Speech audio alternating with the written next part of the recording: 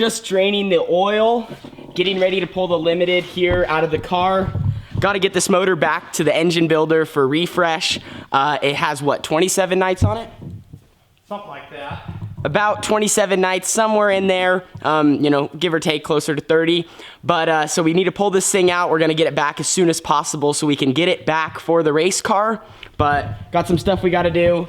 Gotta drain the oil. I need to pull the headers off and then a few other things, and then we should be able to get the strap on it and pull it out of the car. As we drain that, Dad, what are you doing over here? Trying to get fuel out of the tank. Put soap and water in it, washed it. Now we're trying to get it dried and winterized for the season so we don't have any leftover methanol in it. Yep, that's what we kind of worked on a little bit yesterday. Pulled that out of the 360. You can see that's over here. Fuel tank's off the car. We recently just purchased that fuel tank because we had that incident up in Yakima. And so now we got a backup for next season. And now we're just kind of, like I said, doing all the preparation. It starts in October.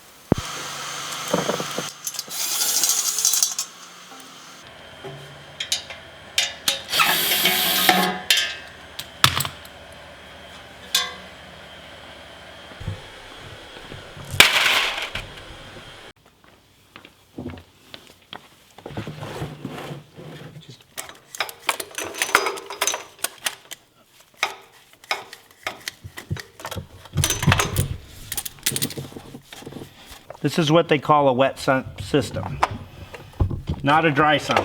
All of our limiteds are wet sump. There's a few of them out there that are dry sump, but I mean, both are legal, but most, I would say majority, all run wet sump.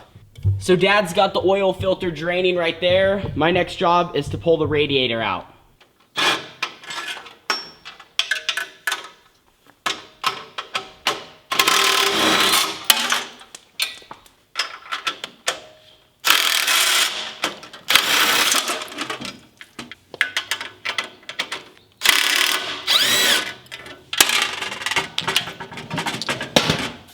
Okay, here, you can unscrew that.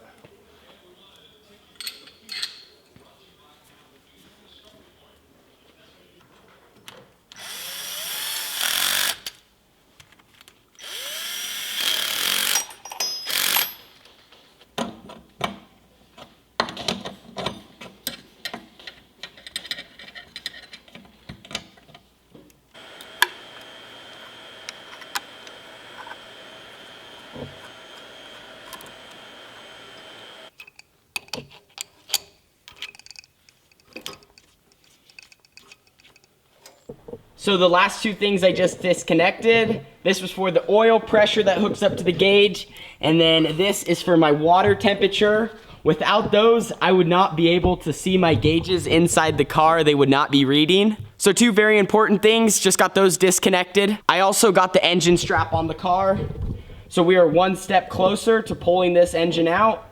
One thing I always thought as a young kid was how complicated it probably was to pull an engine out and change it. But then once I got into sprint cars and about 13, 14 years old, I found out that the Outlaw guys can change these in 5 to 7 minutes, if not a little bit quicker.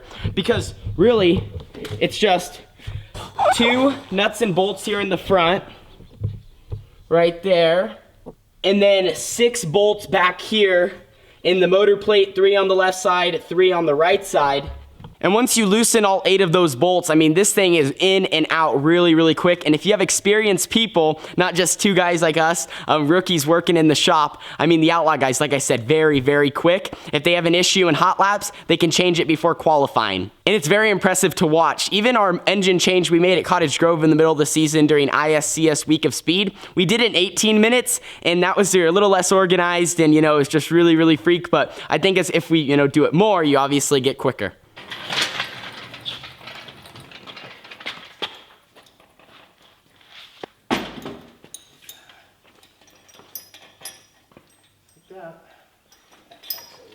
I made a mistake when I put the engine strap on. I put them both in the same hole on each side. I need to move this one over here just to balance it out.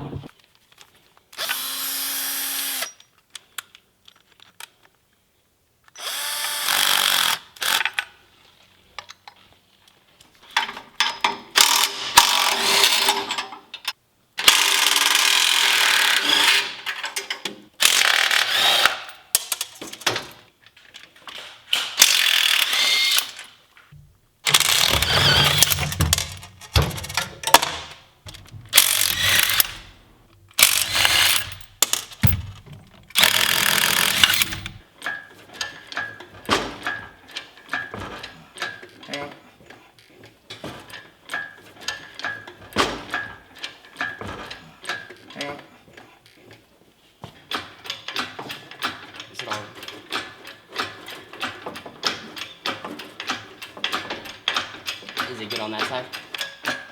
Watch the plugs. Good on that side?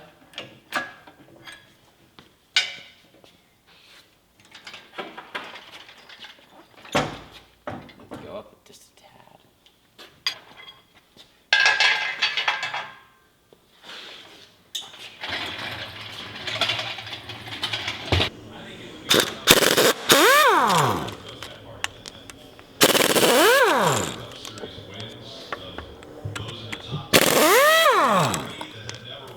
If you don't have an air gun, you need to get an air gun to do this.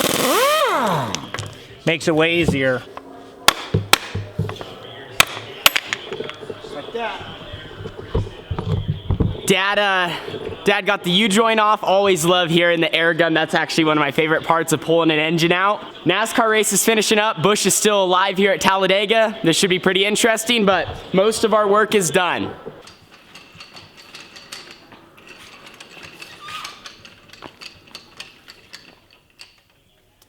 Right there with the other one.